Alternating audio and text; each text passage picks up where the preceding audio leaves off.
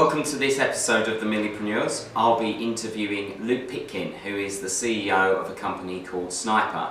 And Sniper is one of those up-and-coming, disruptive businesses that is creating an online marketplace to bring recruiters and employers together to try and disrupt how businesses currently do software recruitment. We'll be talking about his achievements and his challenges and also his vision for the future. I hope you enjoy. Afternoon, Luke. How you doing?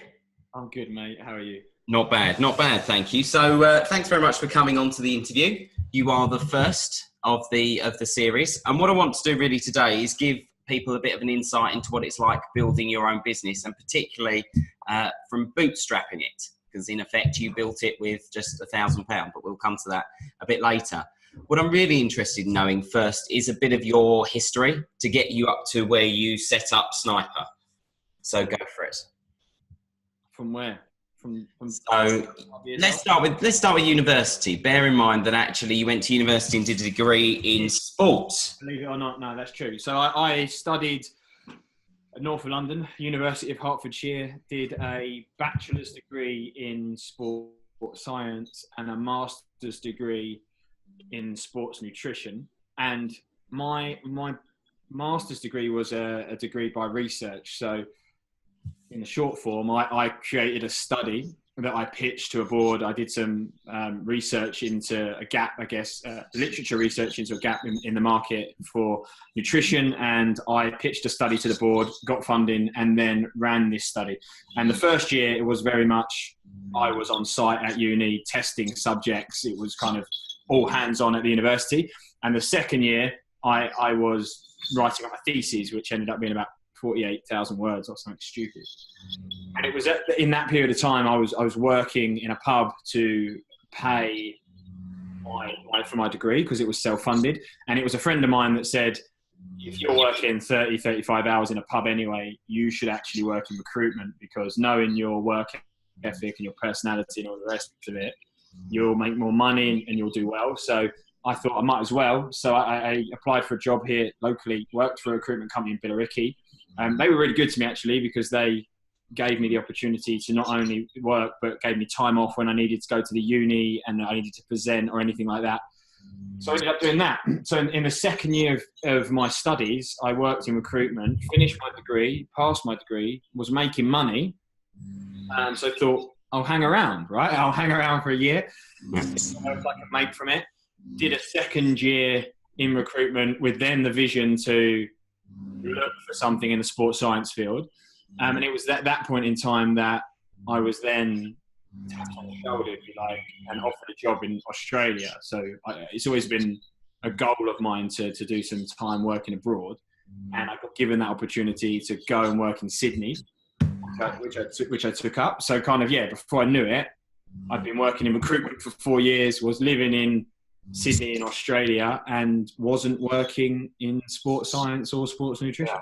So what was it about recruitment that you liked particularly to begin with, if anything?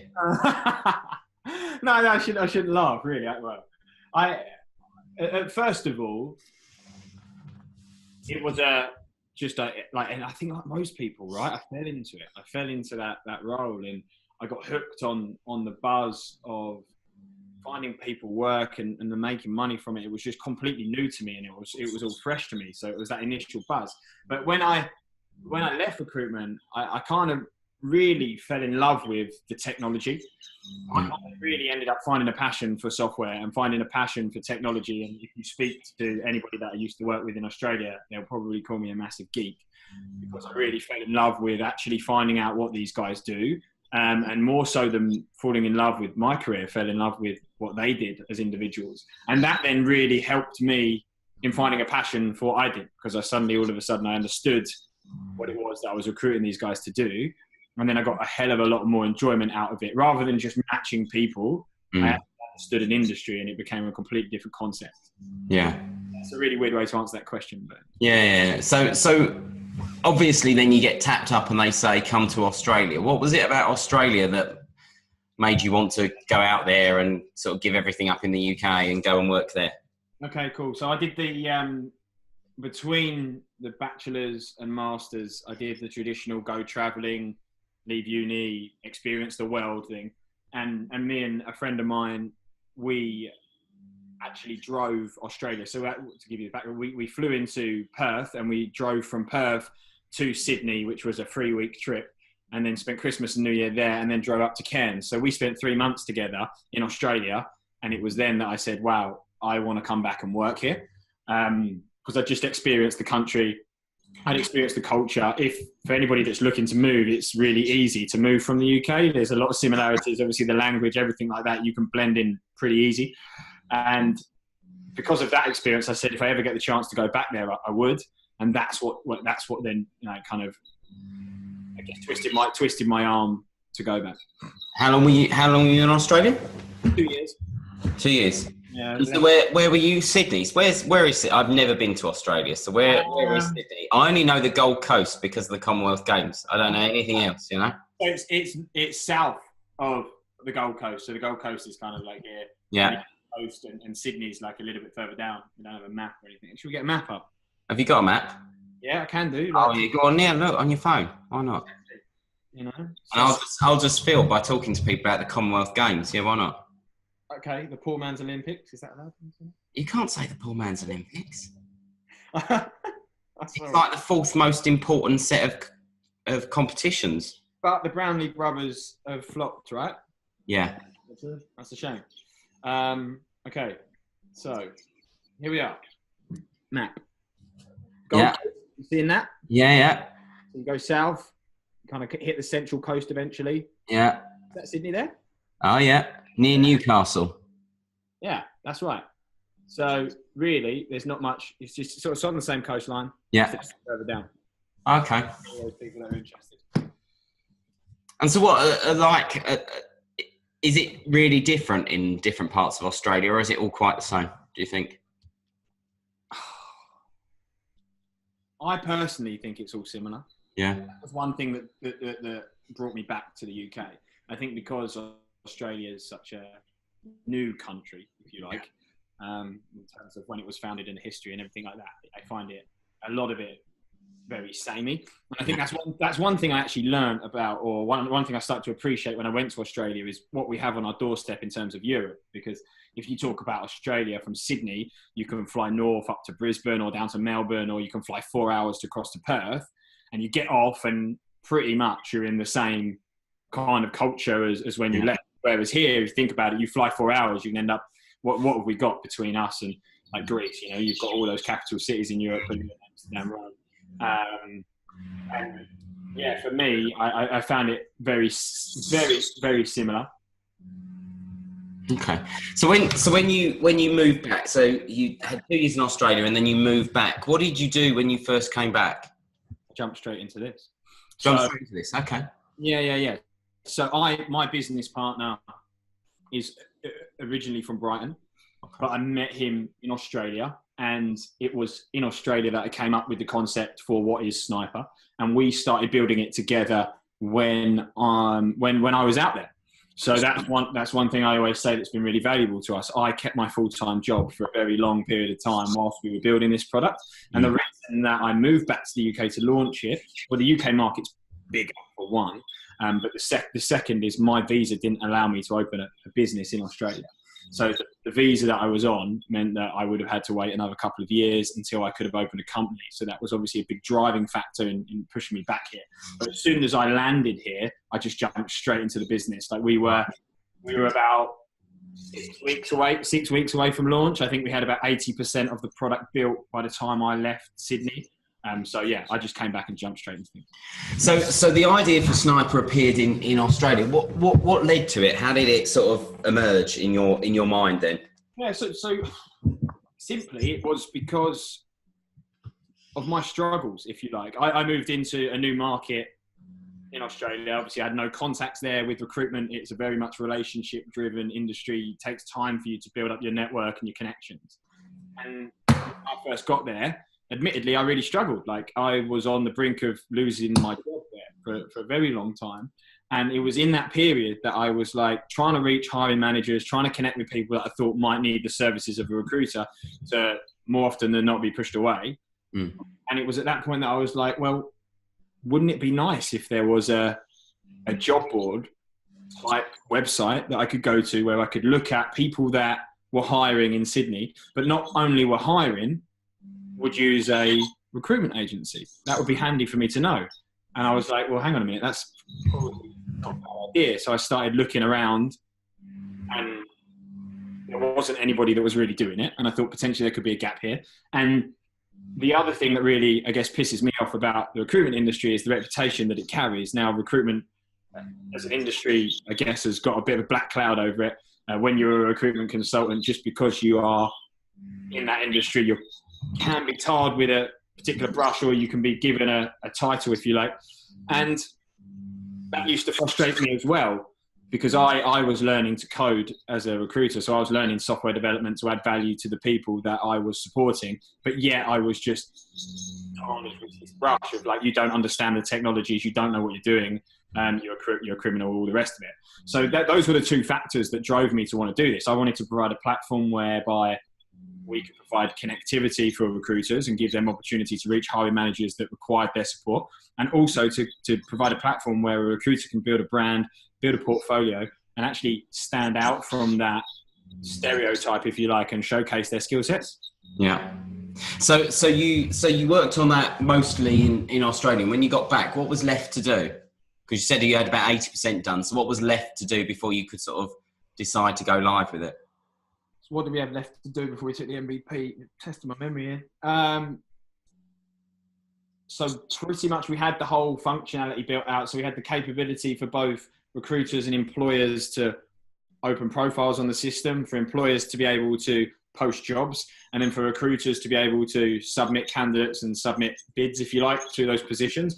And the final sections that we had were to be able for the employer then to log into the system, take a look at all the applications and everything that had come through, and then decide out of those applications which ones they were willing to move forward with. So it was that kind of final section there that we needed to do. And then like we had to test it as well. Like with all these things, you know, there's a serious amount of testing that goes in. There's so many kind of different aspects to it that you always are going to miss something, right? So we had that final testing piece, and that little piece allowing the employer to then choose, right, okay, I want to engage these agencies. Okay, so when you built it then, because you said there's two of you, is it there's like a division of labour? One of you is more skilled in this and one of you is more skilled in that? Definitely. And that, I guess that's the beautiful thing about the partnership that I have with my co-founder, Martin. I'm very lucky to have him, I should say initially, like very, very lucky to have somebody with his skills. But yeah, there's a clear divide between us, which is beautiful because we don't then tread on each other's toes. He's very much the lead when it comes to the technology and the product and that aspect. And then I'm more so the sales, if you like, the front of house, the rest of it.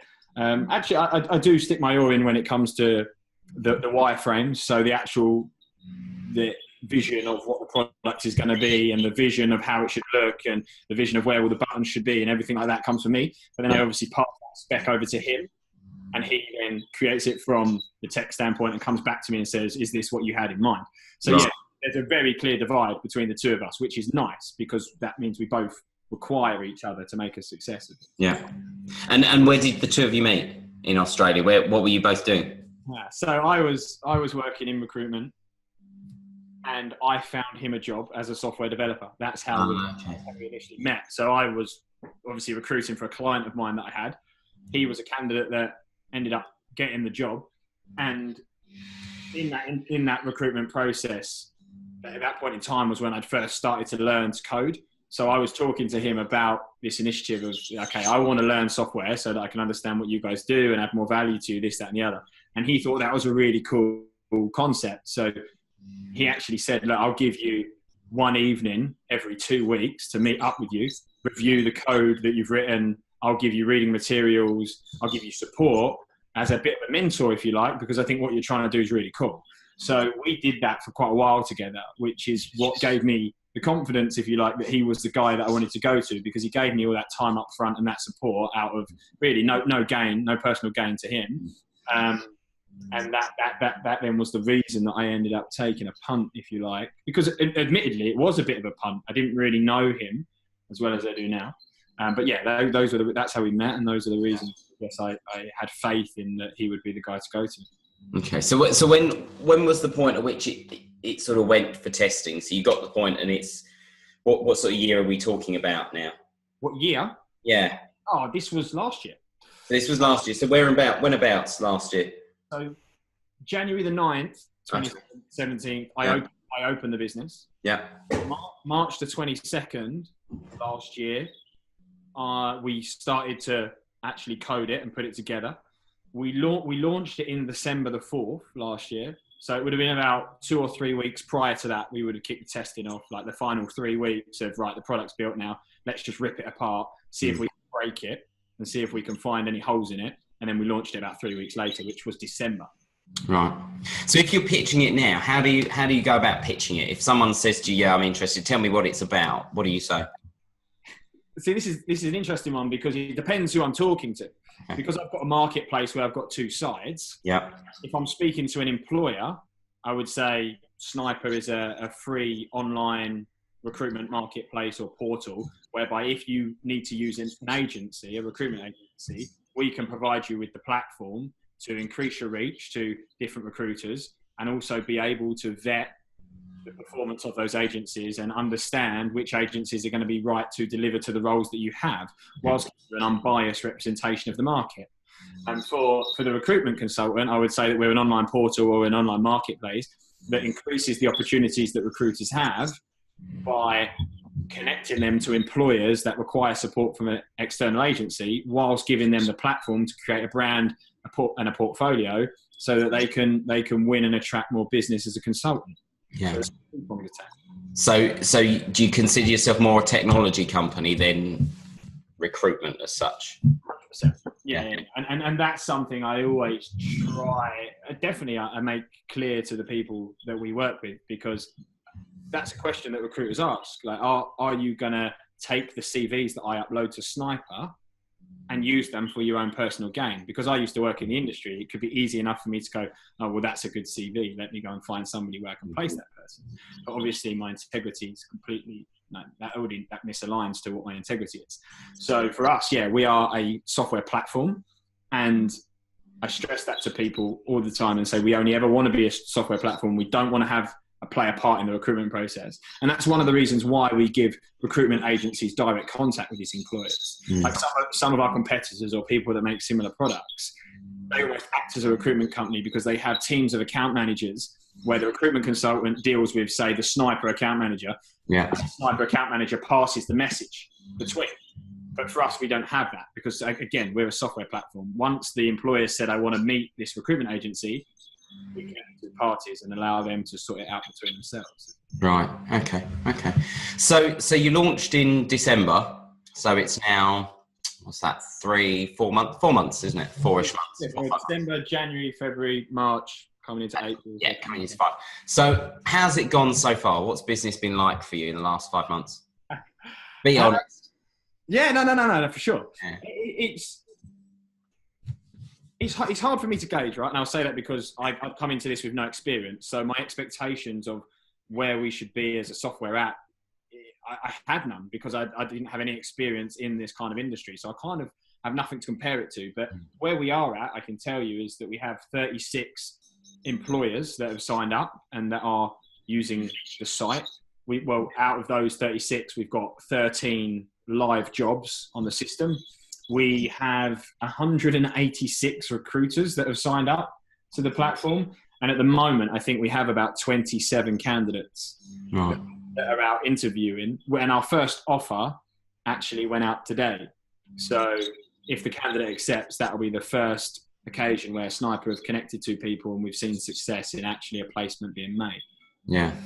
So what's been the biggest sort of challenges you've had so far then since you've been doing this? Sleeping. Yeah. The biggest challenge for me, for sure, is getting to understand how to run a business and how to come up with a financial model and a financial plan. Like, I've always been very organised when I was working in recruitment, but I was never responsible as a recruiter for dealing with financials or accounts or legal or any of those kind of things. So I've jumped in the deep end here, coming from 4 years in recruitment to actually, I'm now going to run a software company. Yeah.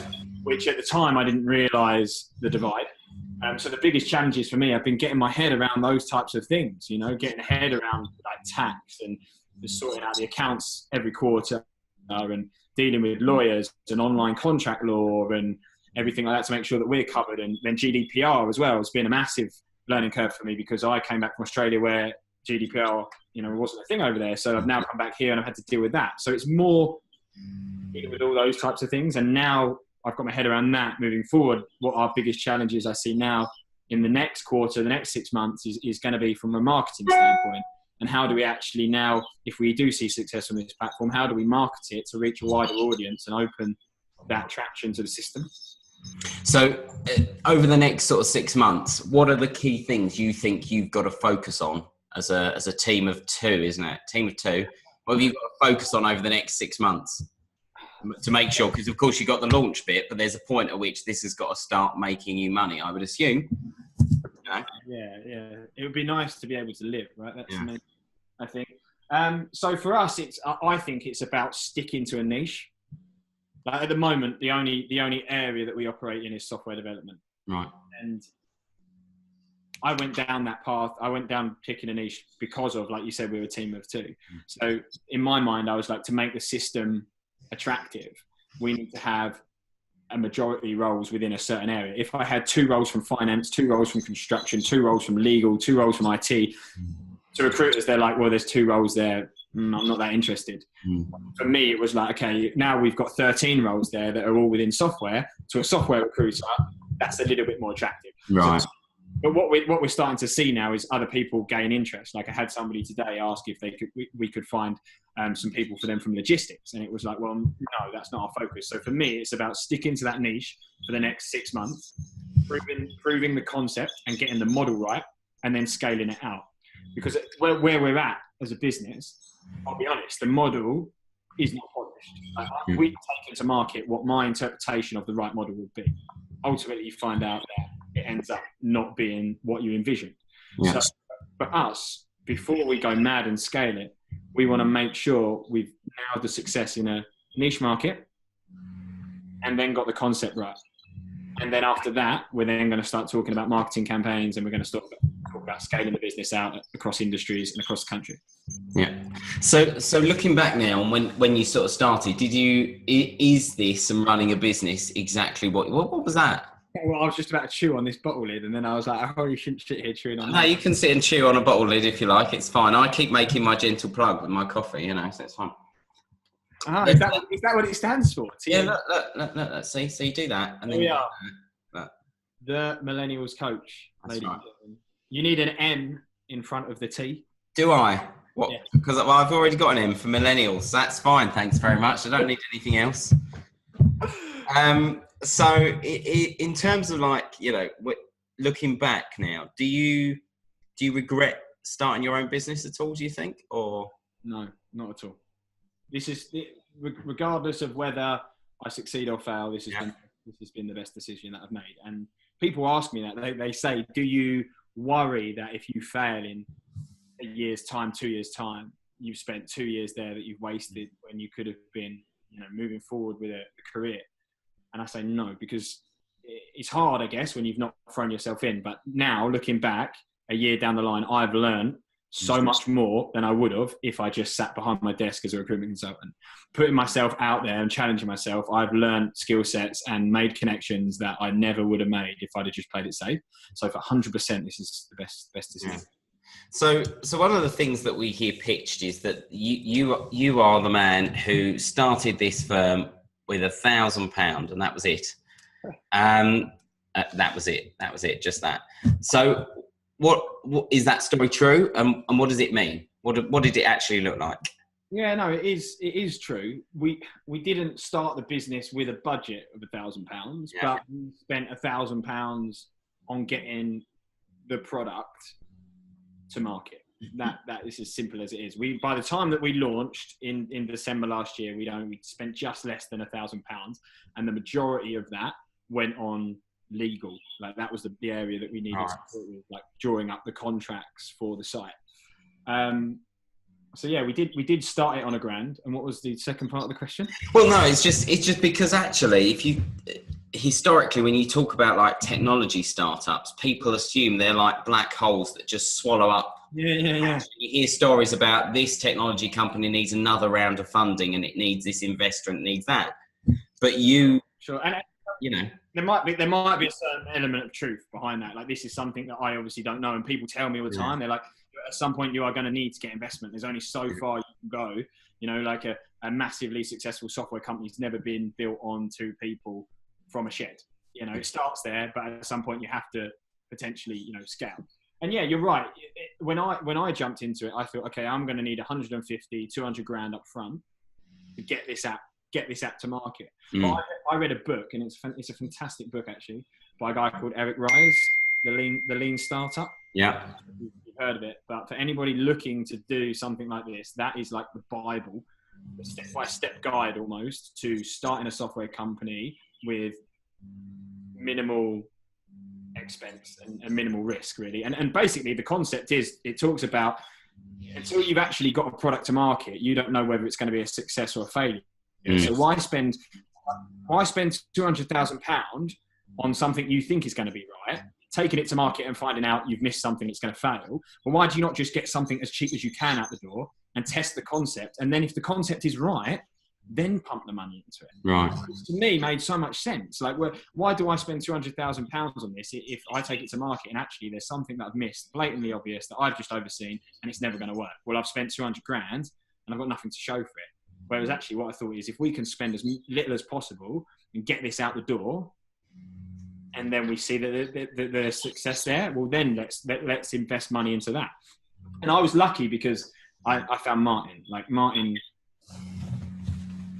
through stroke of luck, maybe you create your own luck, I don't know what it is, but I came across him, and again, going back to the combination of our skill sets, with his tech background and his software development experience, and my, I guess, just sales and grit and youth to want to get it out there and shout about it, we've managed to actually take it to market without spending anything. And I'm now in a position where I feel great, because if this does fail, I've spent £1,000, right?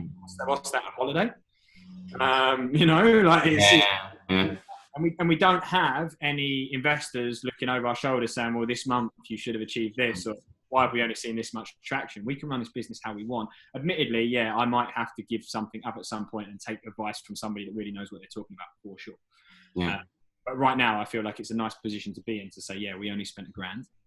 And so what are you measuring as like your success on the basis of that? Because in effect, you've got something out to market for not a lot of money, and of course to work out whether or not it needs more tweaking, more investment, all of that, you've got to have some sort of success measure. What are you putting as that? Yeah, well, for me, I think that will be when we've made 10 placements on the system. Like, I'm all about, rightly or wrongly, this is definitely potentially a negative for me, but I'm all about adding value to people. Like, I very much put the finances and the money on the back burner, which is not the best way to run a business, for sure. So that's what I was saying to you. I need to actually draw out a financial plan to say, right, this is what success is going to be. This is what we need to see, so that Martin and I can both take a salary from this, and we know that it's going to be stable. But initially, for my own success, I think if we can see 10 placements in the next 2 or 3 months, that then proves a concept to me and says, well, okay, we've replicated this 10 times. There's definitely something here that people are getting value from. Yeah. And so for you then, this is, what more do you think that piece of software can do for you that it isn't quite doing, that you think, actually, do you know what, I think looking forward, this is where we need to go with it as well?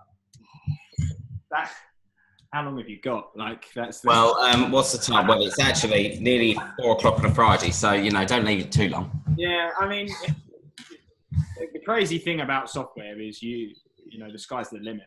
That's what I've really learned. Like, that's what one thing that really hooked me about software was that you start with a blank canvas, and you can go anywhere that your imagination is going to take you. If you can dream it up, you can create it. So this platform could potentially go in all sorts of different directions. Like right now, what we're focusing on is being a marketplace. So we're focusing on the core value of the system is connecting the recruitment companies to the employers, and that is our core value. That's our core focus.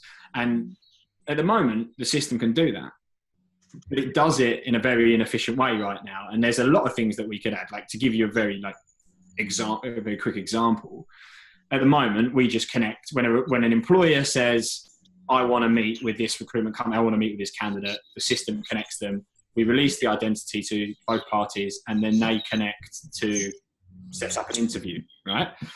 One thing we could do, which we're talking about a bit further down the line, is bring things in like allow the employer to say, okay, I want to meet with these candidate, and here's 3 half-an-hour slots that I'm available for a phone interview over the next week. That then goes to the recruiter. The recruiter speaks to the candidate, chooses one of the slots, goes back and says, yeah, we can confirm the candidate makes this date, and the system will then send invites out to Outlook calendars to make it that little bit slicker. You see? Yeah. So there's lots of things that we can do and tweak to make what we do already much, much better. But then there's the potential to take it into becoming a database or becoming a solution whereby employers can manage their whole recruitment process through it. So they can actually, instead of just connecting to a recruitment consultant, they can say, right, we've got these 5 jobs on the go, and we've got these 15 candidates on at the moment, and this is where they are in all the different stages. And as an admin, somebody can come in, head of HR, and overlook that and assess where everything is. And not only then assess where all the different roles are, but then hit a dashboard that says, okay, with all the fees that you've agreed with recruiters, this is your estimated spend if you hire all these people, right? So there's things that we can do from a management system for them, and then from recruiters as well, from a database side. But that's seriously, that's a long way down the track. So obviously at the minute you've moved into something where there isn't much competition at the minute, because are there any other rivals doing this sort of thing? Yeah, definitely. That naively, you know what? In hindsight, it was actually a really, it was a bit of a stroke of luck that when I started this, I didn't realise there were. Right. There are people, but by not knowing that the competitors were out there, I built this model based on what I felt was right, rather than what the competition were doing. Yeah. So you have quite a different model. But yeah, you've got the likes of, I've plugged them now, right? I'll give them a little bit of free promo. But Hiring Hub, they're definitely our biggest competitor here in the UK. They secured £1.2 million worth of funding just before Christmas. So I hear them all the time. Those guys are making... And do they do the same as you? Or are you different? In a nutshell, yes, but there are differences in the model. Right, okay. Which I can explain to you. But yeah, in a nutshell, we do the same thing. Post and place and the job post are other people that have been kind of looking at this area. But I'd say Hiring Hub are definitely the ones that are making the biggest motion at the moment. Yeah. And how do you ensure that your product is different enough to potentially keep you ahead of them? Or to punch your... Bear in mind, like you've just explained there that there's a business that has now secured 1.2 million of funding, and there's you, old you, with £1,000 and a like an early product. How do you go about sort of punching above your weight to get into so that the world knows that you're there, as opposed to that one that's got 1.2 million to play with? Yeah, well, it's about how you market it, right? It's about how you market the business and get it out there. But the funding doesn't scare me, and I'll tell you why. The reason the funding doesn't scare me, and this could be famous last words as well, is because I see funding and investment as a tool, right? It's not a guarantee to success. Just because you've got 1.2 million in the bank, if you spend 1.2 million in moving in the wrong direction, you're just speeding yourself up to fail quicker. If you spend 1.2 million in scaling in the right direction, then yeah, there's something to worry about. But for me, the models are different. Right. And that gives me confidence that there's space for us in the market. I think there's space for more than one recruitment marketplace anyway. Like if you look at social media platforms, you've got Instagram, Facebook, Twitter, Snapchat. Like there isn't just one. There's space in the marketplace for 2. But I think the big difference between Sniper and between Hiring Hub is the thing that I mentioned earlier, with the fact that they have account managers. So with Hiring Hub, You have the recruiter here, you have the team of hiring hub account managers, and you have the employers. And the people in the middle, they just pass the message between the two. Now, that's great for the employer in the sense they only have one point of contact. Yeah. They might prefer that. But for me, coming from the industry, I know the value that there is when the recruitment consultant can have contact with that hiring manager. There's value then for the employer, the recruiter, and the candidate. So because we give that, I think that model adds more value to everybody involved. The other thing that I think is it makes it scalable. Now, if you've got teams of account managers that sit in the middle, and each account manager deals with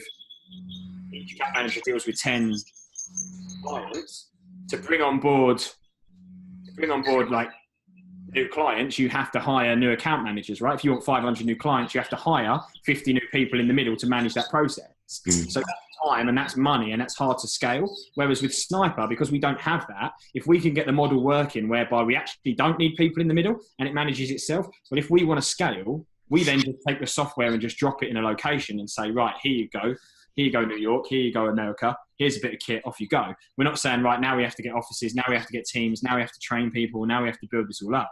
So again, that's why they don't scare me, is because I think we've got different values, we've got a different model, and we'll stick to that. And I think we'll find an audience for that. Maybe we won't be the market leader, maybe we will be the market leader. I'm not sure, but I definitely think there's going to be different audiences for different platforms. Fair enough. So I then am a young millennial thinking about creating the next big thing in technology. Right. Or software. I've got this passion for technology, software, call it what you will, which I haven't, obviously. I'm just about to get Zoom working. But you and me both scary enough. Well, that's true. So, what would you say to somebody who's sort of sitting there saying, I want to come up with something, that's tech-based, that's my own business. What would be your advice for them? They want to come up with something, or so they, loads of people say, I want to create the next app, the next piece of software, the next whatever it may be. My advice for that is get an idea first. Yeah. Like you have to drill down what your idea is going to be. Like you can't just sit there and say, I want to build the next app. Like there has to be a direction to that and how it's going to add value to people. So the first basic thing is to come up with a concept.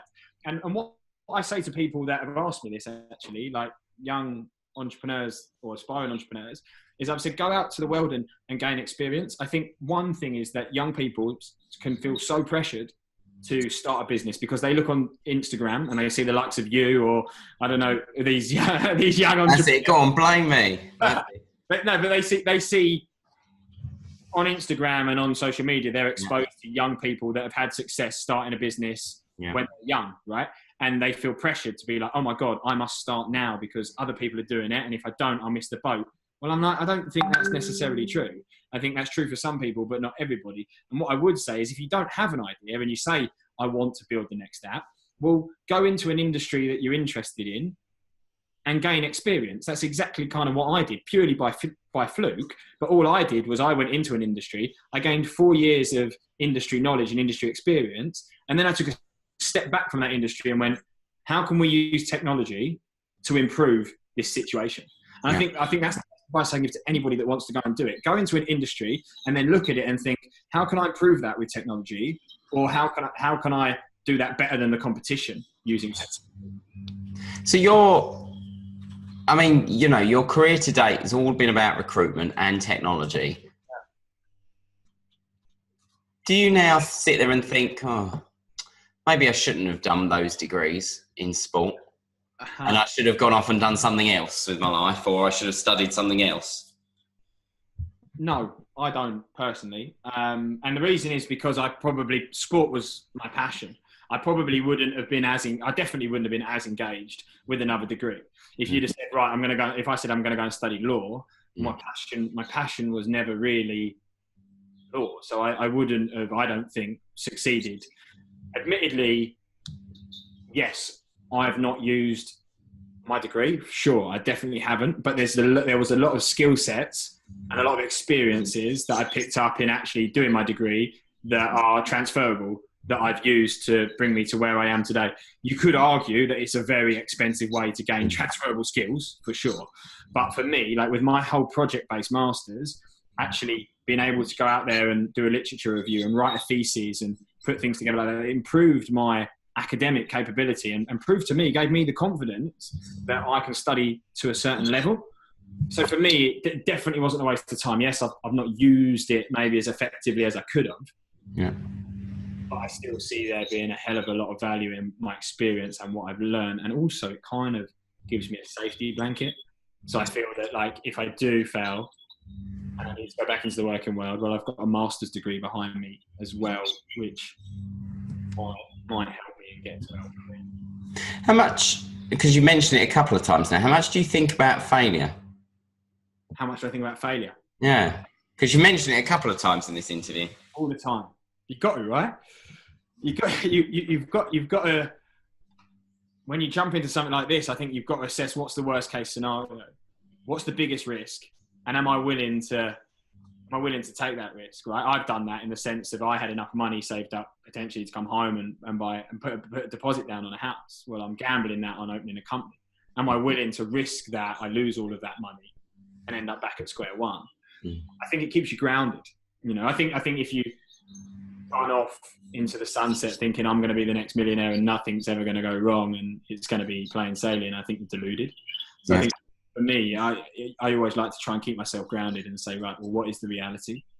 And that then drives me to work harder because I don't sit here thinking I'm guaranteed a success. Every chance I could fail, so keep working hard and keep making sure you're doing the right things. Yeah. So for someone who's sort of starting out business, also in a bit of a startup phase, what sort of 2 or 3 things would you give them as advice that you've learnt the hard way? 2 or 3 things that I would give them. The biggest one for me is keep learning. Yeah. Hands down is the biggest lesson that I've learned in the last 12 months. Like I took this seriously and I said to myself, right, I'm going into a business that I know absolutely diddly squat about. I need to study and I need to study real hard. And it was that book that I mentioned earlier, The Lean Startup by Rick Rise. I put that book down and it completely shifted my mindset. Like I was going into this business and I was going off in this direction thinking this is the way to go. I read that book and went, oh my God, like there's so many lessons I've learned that made me realize that my mindset here is flawed. Yeah. And this way. And that made me realize, well, fuck, what else is there that I don't know? So I've read 15, 16 books in the last 12 months and every single book I've gained so much value from. And I stress to anybody, if you're going to do this, you've got to keep learning. You've got to keep on. That's definitely number 1. Number 2, well, there's so many that I could give you, but another one that I think is really important to me is to minimize the risk. Hence why this business was started on £1,000. So I'd say to anybody going out there, like you never know what's going to happen and you never know what it is that you may have overlooked. Like, don't get me wrong, find an idea you're passionate about and go for it and believe in it. But you do never know what can happen. So if you can put yourself in a position where you can minimize your risk, then should you fail, the blow isn't as big. Right now, you know, instead of having £2,000 worth of investment hanging over me and shareholders and all these people putting pressure on me, if we fail, then I go and find a job. Yeah. And I've learned a hell of a lot. So, but I think, you know, a lot of people, they go all guns a-blazing with the Silicon Valley mindset of, you know, investment, it's going to be this, it's going to be that. I don't have to work hard. I can get people in and delegate.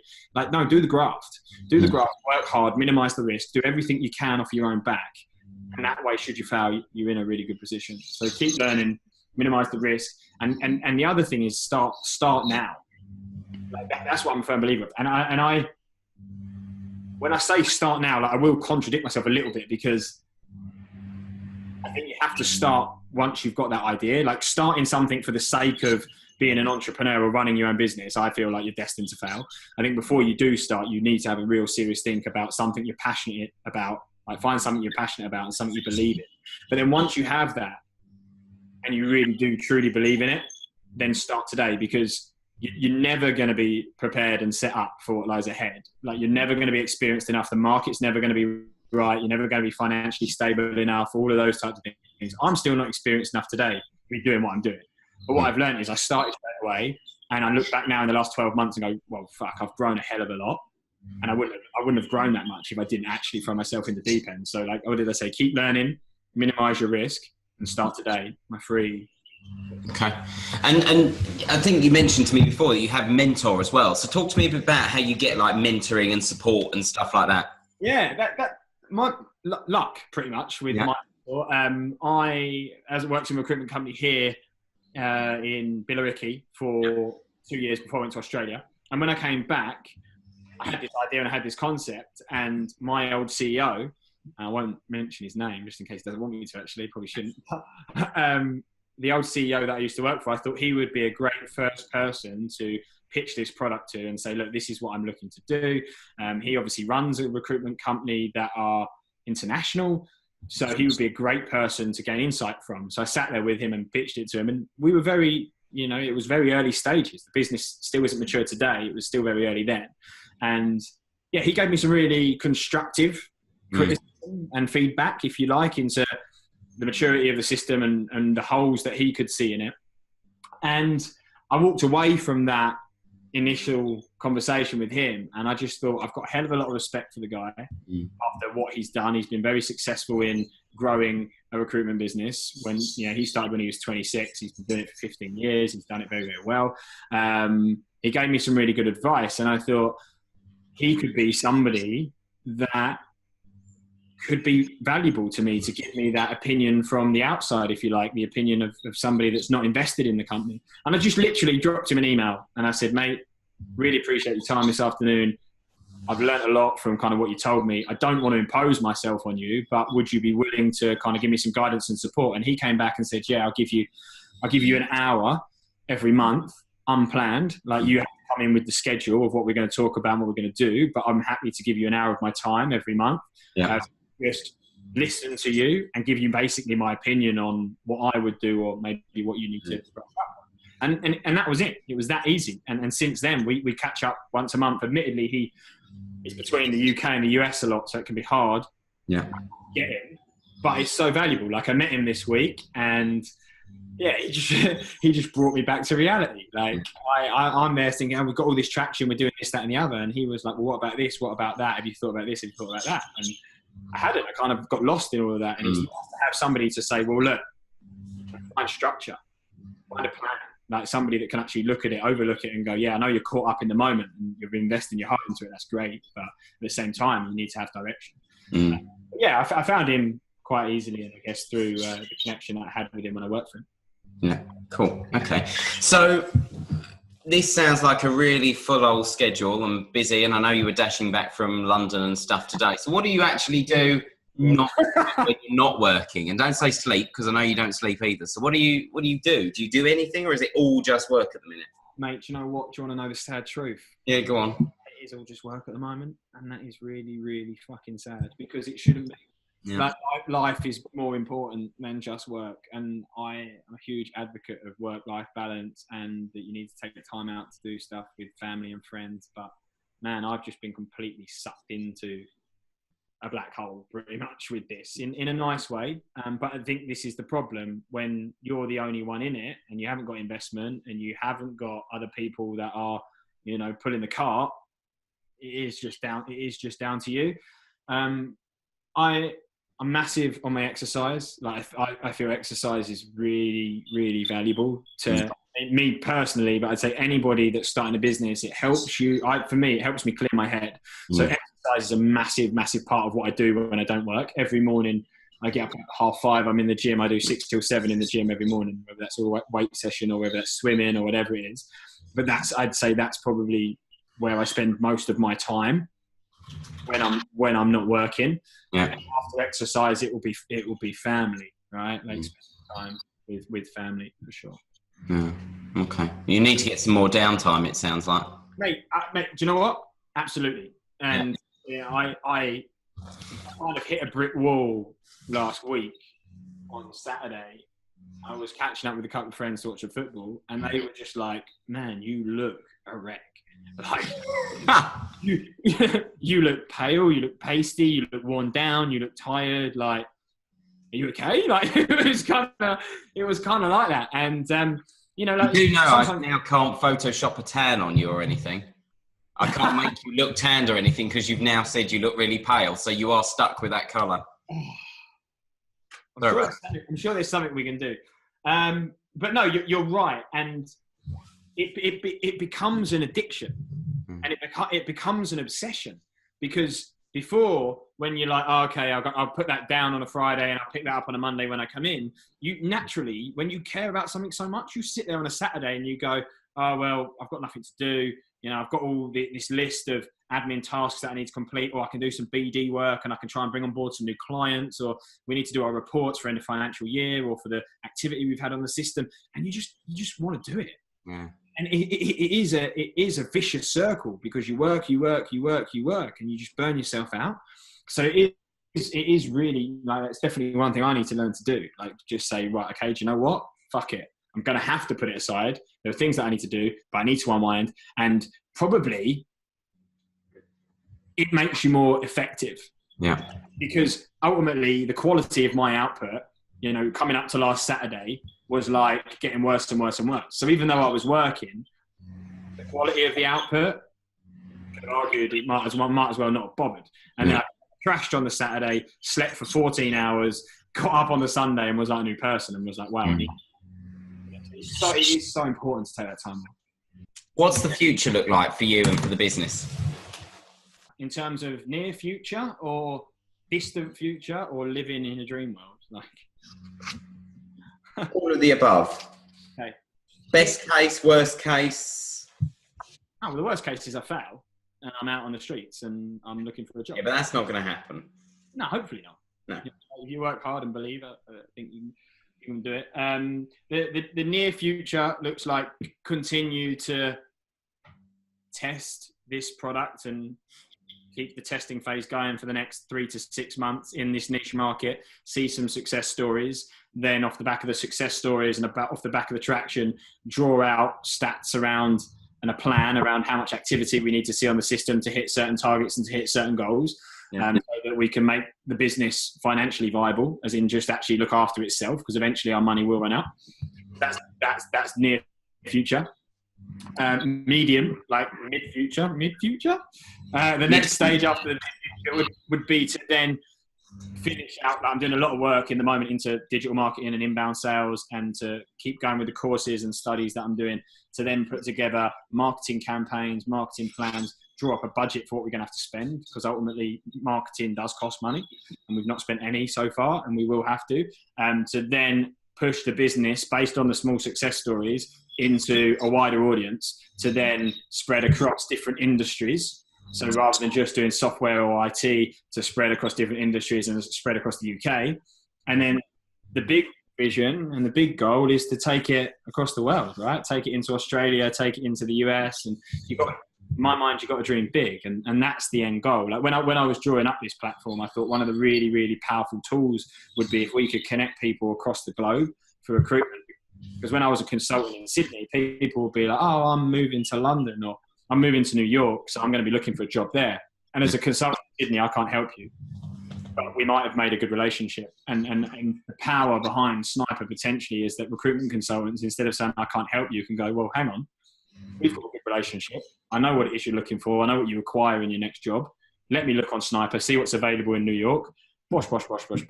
I can then represent you to these clients. All of a sudden, you're then helping people find roles internationally. That, don't get me wrong, what I've just said there is way down the track, and it's a massive dream. But I think if you don't set the bar there, you'll achieve it. So this is where you get to make a little plug about your business. So all your social media handles and your website and everything. What? You caught me off guard. I can follow you and stuff. No, you're not going to hold up a bit of paper. Look, draw it. Draw on a bit of paper. There you go. @Sniper.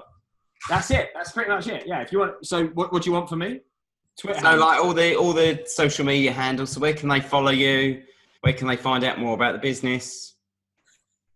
Oh, it's a nice close up of your hair. You do realise you've got some grey in there. Oh, is it starting to come out now? Yeah. Painful, isn't it? I don't know yet. Do you not? No. Not a grey hair in my head. Don't work hard enough. I like to say they're little blonde bits. All right, yeah. You have little blonde streaks. So it's like when I was a kid, I used to be blonde. It's not great in there yet. I mean, you're clutching at straws, aren't you? So yeah, I've drawn it out for you anyway. Twitter. Mine's all silver, not grey. There we go. At Lukey Pitt. That's my Sniper. That's Sniper with double I. Why Sniper? Why Sniper and why double I? Just quickly as well while we're on it. So that's my Twitter handle in the business. The website, www.sniper. Lovely. With 2eyes.co.uk. That's the brand. There's my personal details. Anyone want to ring me? Oh, nice. Got insight. I'm expecting loads of calls now from people. Oh, yeah. So yeah, so my personal stuff is Lukey Pitt. It's probably where I'm more active actually. I started quite active on the Sniper stuff, but I've moved across really more to my personal brand. Back in the business. And what's the reason for the name Sniper? Good question. So when I was drawing up the platform, I looked at the concept and was like, well, okay, what is it that we're trying to achieve here? We're trying to help employers find their next hire, right? Or we're trying to help candidates find their next job, or the recruiter find the opportunity for their candidate. And I kind of started to try and attach words to it.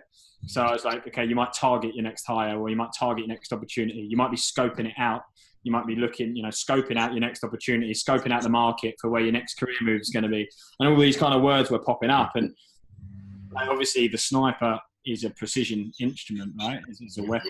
Not that we're trying to associate ourselves to being a weapon, but it was about that precision element. Well, of snipe, before in the recruitment industry as an employer, it was like, well, I'll just have to scatter this role to as many recruitment companies as I can and hope that somebody brings the goods in. Well, this is about providing you with, that precision of, we can actually take this job and put it onto Sniper and know that through that one avenue, through that one channel, we are then going to pull candidates through. So it was about that precision element as well. And it just fell into place from there, really. Okay. So, co-founder, CEO, Rubik's Cube champion, are you like 2-minute champion? Yeah. 55 seconds. No, it's 2 minutes. Yeah. Chess, did you say? Pattern. Oh, lovely. So, do you have any final message or advice or nice cliche that you want to give the viewers? There must be a cliche you carry around with you everywhere that you say. Yeah,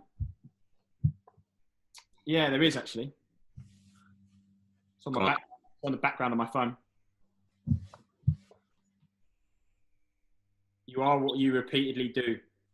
Therefore, excellence is not an act, but a habit. You are? Say that again. You are what you repeatedly do. Yeah. So therefore, excellence is a habit, not an act. So basically saying to be excellent at something, you have to really do something. You can't just be a one-off of, oh yeah, I'm going to be this big entrepreneur, and then 5 months down the line or 5 days later, you fall back on that. What other little mantras do I like? Henry Ford, that's another one that I like. If you think you can or you can't, you're right. Yeah. That's a good one.